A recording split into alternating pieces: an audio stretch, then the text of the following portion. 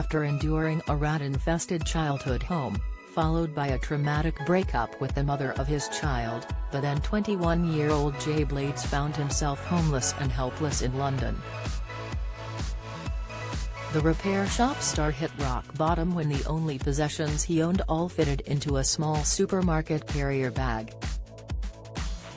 Now, of course, Jay is a household name for his expertise in furniture restoration, but he has had much darker days in the past, as he revealed for a new documentary series, There's No Place Like Home.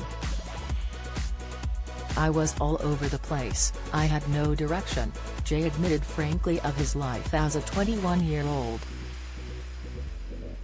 "I left London because I was getting into loads of fights and there were people after me." After fleeing a gang environment, he and his mum moved to Luton temporarily, during which time he fathered a child.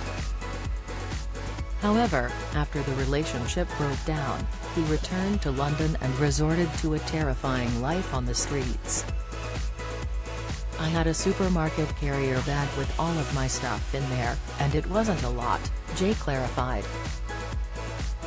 He then spent a depressing spell in a hostel, which fueled his feelings of hopelessness. "I remember thinking, is this what my life has come to, is this the end for me?" the TV star lamented. He, along with 3 other men, were then thrown a lifeline, an offer of a stay in a Peabody flat, as part of a social housing scheme that began in the Victorian era. The scheme was named after American philanthropist George Peabody, who aimed to provide affordable housing options for those confined to slum-like conditions in the likes of inner-city London. However, wallpaper and pets were banned, and there were strict rules and conditions attached to his tenancy. Though it was intended to be a morally uplifting place, Jay countered, "I always thought this was just a normal council estate. I don't think moral conduct was happening when I was here." It wasn't the first time Jay had struggled, as his father, who Jay regards merely as the man who contributed to my birth, had abandoned his mother when he was a small child. She struggled in a rat-infested council estate alone, after he broke promises he had made to look after her and their son.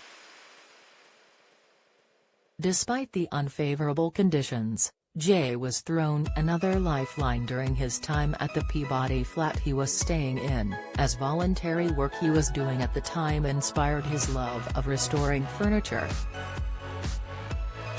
He harnessed that interest, and before he knew it, it had transformed into a profitable career that was to raise him out of poverty.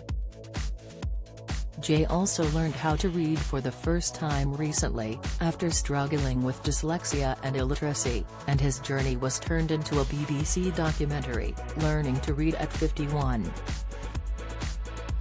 Last month, he was awarded a MBE by Prince Charles for his services to the craft industry. There's No Place Like Home continues next Tuesday on Channel 5 at 9 p.m.